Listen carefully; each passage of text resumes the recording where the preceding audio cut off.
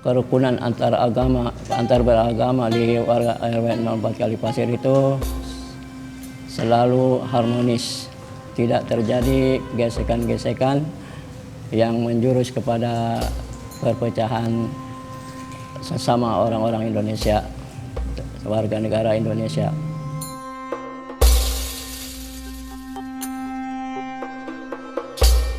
Banyak orang-orang itu toleran dengan agama lain. Memang di sini makam banyak. Assalamualaikum warahmatullahi wabarakatuh.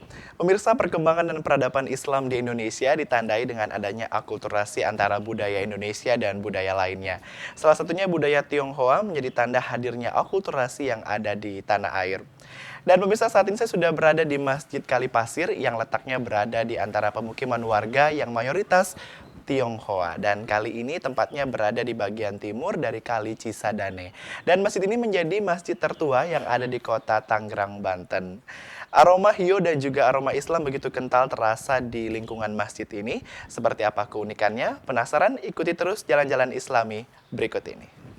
فتاة الخير يا فتاة الخير فتاة الخير يا فتاة الخير فتاة الخير يا فتاة الخير فتاة الخير يا فتاة الخير فتاة الخير يا أملا تنير مسير دعوتنا وتقيد مشعل الإيمان كي تنجو بأمتنا وترفع راية القرآن. Masjid Jami Kalipasir didirikan pada tahun 1700. Pendirinya Tumenggung Pamit Wijaya dari Kuripan, Bogor.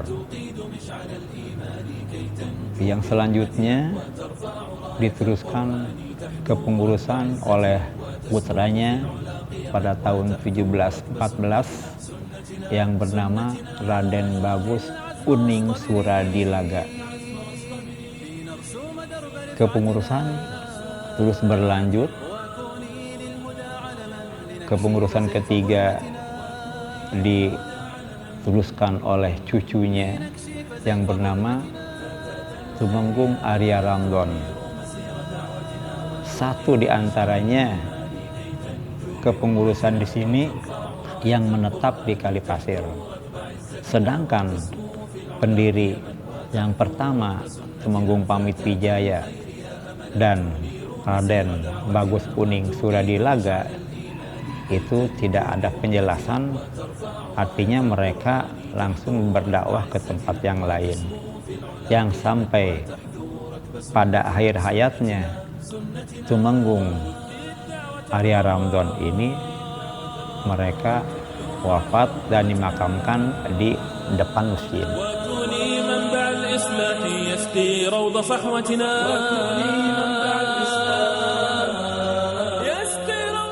Kalau dari arsitektur yang ada, yang jelas itu adalah seperti adanya di atas masjid. Mungkin kalau sekarang dikatakannya kubah gitu ya. Kalau dulu mungkin bahasanya seperti macam cukup gitu.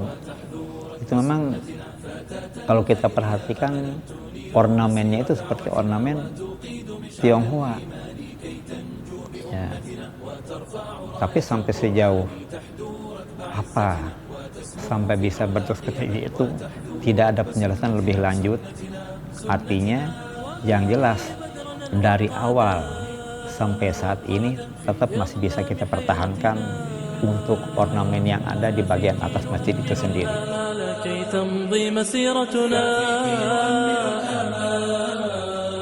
Bangunan atau kita katakan bahan-bahan dari bangunan yang masih sekarang ada itu diantaranya 4 tiang penyangga ini dan yang lainnya. Ini 4 tiang penyangga yang ada di dalam. Sedangkan yang lainnya sudah ada perubahan semua. Kalau saya bisa katakan bahwa sampai saat ini hanya ada 2 peninggalan yang masih ada di dalam 4 tiang penyangga, di luar kubah itu sendiri. نقارع الأوغاد نثبت صدق عزمتنا فبث الخير صابرة ليعلو صوت دعوتنا.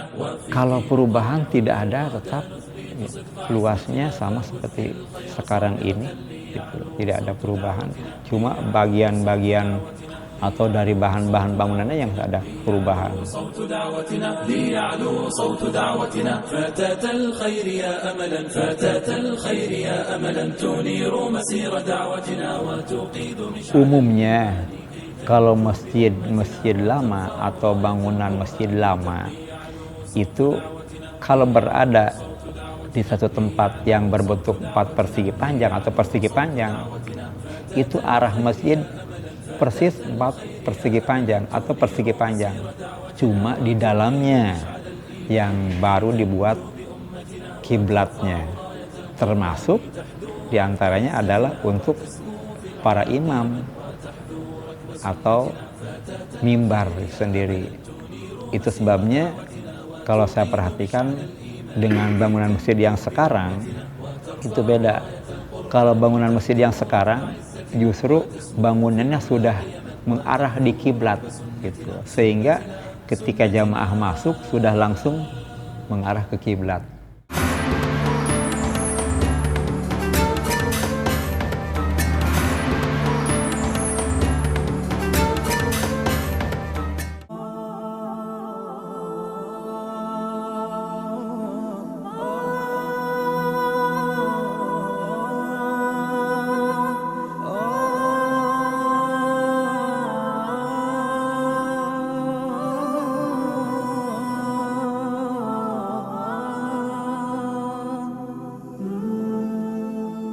Dari dulu sampai sekarang, ini alhamdulillah warga Kalipasir khususnya dengan tetangga ya, yang memang di sana juga ada tempat ibadah yang namanya Buntek Pio, itu tidak ada gesekan-gesekan sara yang menjadikan satu apa namanya ya mungkin permusuhan agama begitu, tidak ada di sini.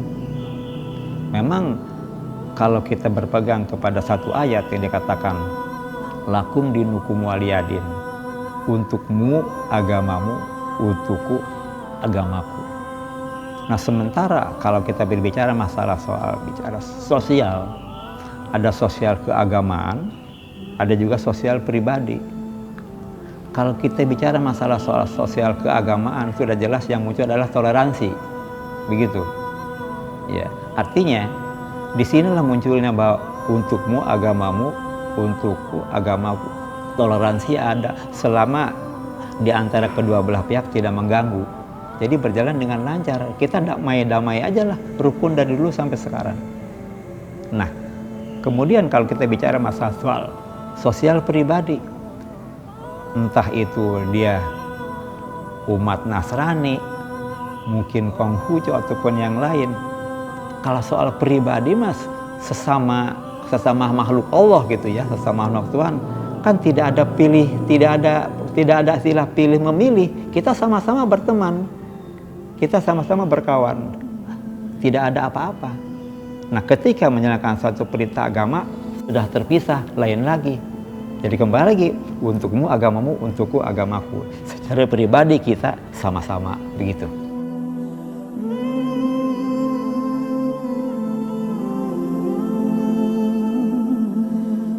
Untuk masalah makam, ada yang diketahui menurut catatan yang diberikan kepada pengurus masjid dari keturunan pendiri masjid, yaitu Raden Anwar Yasin, satu Tumenggung Arya Ramdon, yang kedua Arya Tumenggung Sutadilaga. Nah memang di sini makam banyak, kalau tidak salah ada 6, tapi 2 diantaranya dia makam di sini. Dan beliau ini memang menetap di Kalipasir di sini. Nah sampai saat ini ya kalau kita bicara masalah di mana ya makamnya, saya katakan ini wallahu alam ya, kita nggak tahu Sementara walaupun kemarin sudah ada tim arkeolog 4 orang dari Bandung, itu tidak menemukan. Dari nisan yang ada dicari-cari memang sudah pudar semua. Gitu. Tapi yang jelas di antara makam yang ada, memang di sini makamnya tinggi ya, apa namanya, temboknya itu adalah semua pendiri dari Masjid Kalipasir.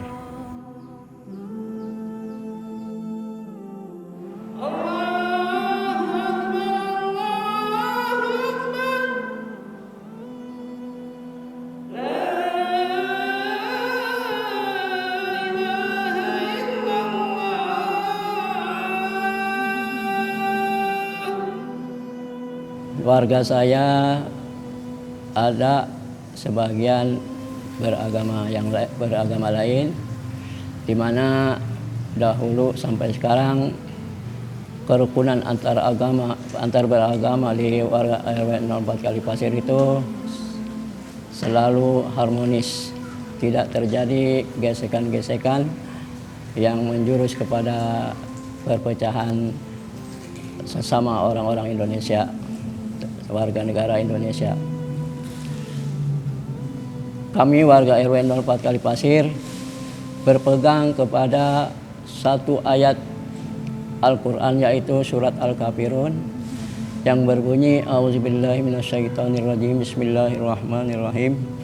Qul ya ayyuhal kafirun la a'budu ma ta'budun wala antum abiduna ma a'bud wala ana abidum ma abattum wala antum abiduna ma a'bud lakum dinukum waliyadin. Dan yang kedua surat Ali Imran, la ikraha fiddin. Artinya, katakanlah wahai orang-orang kafir, aku tidak akan menyembah apa yang kamu sembah. Di sini toleransi beragamanya sudah kuat, bahwa yang mereka sembah untuk mereka sendiri dan yang kami sembah untuk kami sendiri. Dan kamu bukan penyembah Tuhan yang aku sembah.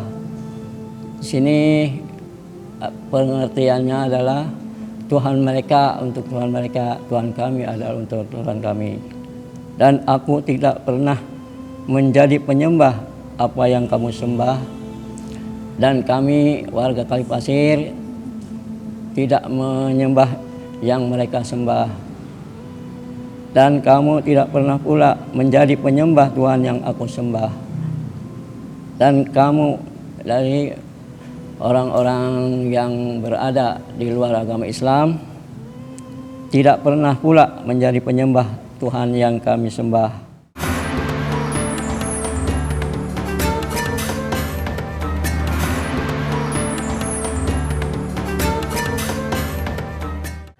Pemirsa, akselerasi sebagai tanda keberagaman yang ada di sekitar Tangerang, Banten, terutama yang berada di sekitar Kali Cisadane. Tadi kita sudah melihat adanya Masjid Kalipasir yang letaknya tidak jauh juga dengan adanya kelenteng tertua di Tangerang, yakni Kelenteng Buntek Bio. Dan ini juga menjadi salah satu kelenteng tertua yang ada di kota Tangerang, Banten. Nah, kalau kita bicara soal keberagaman, tentunya dengan hadirnya dua tempat ibadah ini menyatukan perbedaan antara kulturasi dari budaya Indonesia dan juga budaya Tionghoa yang disatukan dalam kerukunan dan keberagaman. Tetap di Jalan-Jalan Islam.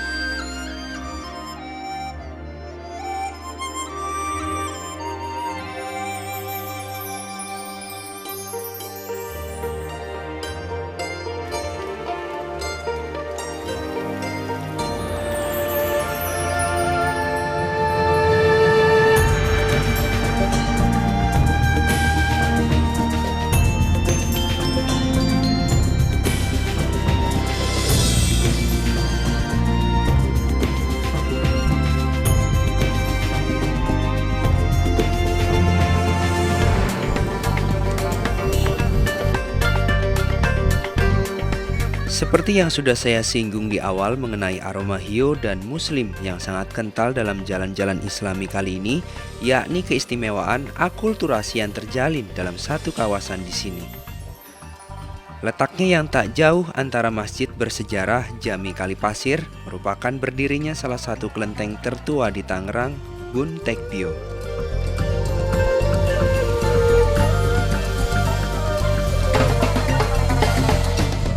Tempat ibadah masyarakat Tionghoa yang berkeyakinan Konghucu ini menjadi salah satu kelenteng yang berpengaruh di daerah Tangerang. Meskipun dapat dikatakan bertetangga, namun satu hal yang dapat kita contoh yakni sikap toleransi dan saling menghargai yang dijunjung tinggi di kawasan ini.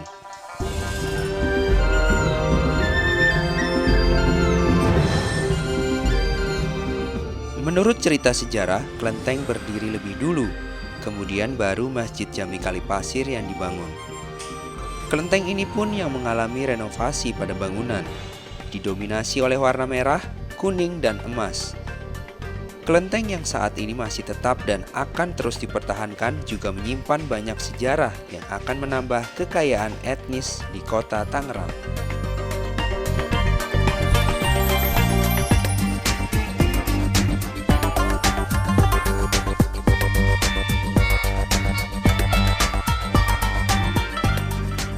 Ada 3 kelenteng tua di Tangerang. Bun Tekbio 1684, Bun Sanbio 1689, Bun Haibio 1694. Ini 3 kelenteng tua di Tangerang. Nah, menurut Tom Dires, seorang pelopor Portugis, dia mengatakan 1513 ada komunitas Tionghoa di Tangerang. 1513. Jadi udah ada perkampungan, udah ada komunitas Tionghoa, kemudian baru berdiri kelenteng. Dan juga menurut yang pernah saya baca, 1615 itu ada musafir dari Banten, dari Cirebon ke Banten, kemudian mendirikan masjid di Tangerang yang 1700. Nah, gelombang kedua adalah orang Tionghoa di Tangerang adalah 1740. Terjadi pemain orang Tionghoa di Jakarta. Orang-orang Tionghoa ini yang melahirkan di Jakarta itu larinya ke Pondok Aren, Pondok Pinang, Pondok Cabe, Pondok Jaung, dan Tegal Pasir. Nah, yang ke Jawa, yang lari ke Jawa, itu mereka mengalami perlawanan. Namanya Kapitan Sopanjang. Atau dalam bukunya disebutnya Geger Pecinan. Itu berlangsung selama 3 tahun, 1940 sampai 1943. Menurut sejarah, keberadaan kelenteng Bun Tekbio tidak lepas dari sejarah kedatangan orang Cina di kota Tangerang yang terjadi pada abad ke-15. Pada tahun 1407, seperti dicatat dalam buku sejarah Sunda berjudul Tinalayang Parahiang atau Catatan dari Parahyangan, rombongan Cencilung Halung yang membawa 7 kepala keluarga dengan 9 orang gadis terdampar daerah yang sekarang dikenal dengan sebutan Kampung Teluk Naga.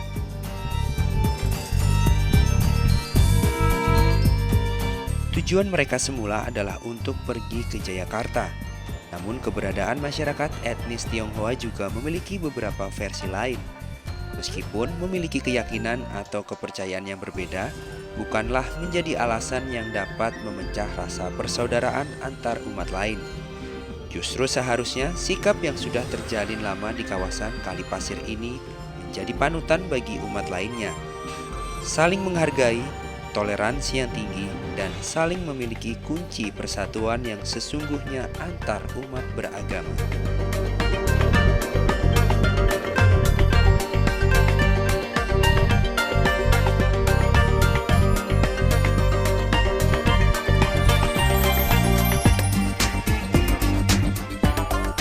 Kita kan toleransi. Intinya kan toleransi.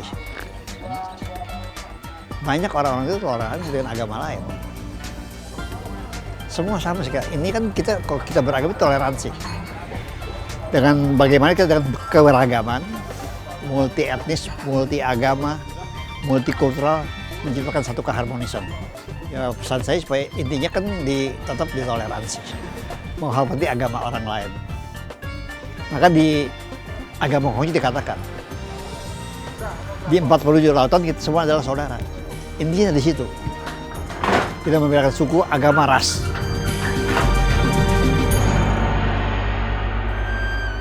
Pemirsa, harmonisasi antara budaya Indonesia dan budaya Tionghoa menandakan bahwa keberagaman dan juga perbedaan kebudayaan tidak menjadi masalah dalam kehidupan beragama, asalkan dapat hidup berdampingan dan saling menghormati antara agama yang satu dan agama yang lainnya. Nah pemirsa, demikianlah perjalanan kita dalam jalan-jalan Islami kali ini, dan Anda sudah mengenal dan melihat salah satu masjid tertua yang ada di kota Tangerang, Banten, yakni Masjid Kali Pasir. Saya Reska Herlambang beserta seluruh kerabat kerja yang bertugas mengucapkan terima kasih atas perhatian Anda. Sampai jumpa dan wassalamualaikum warahmatullahi wabarakatuh.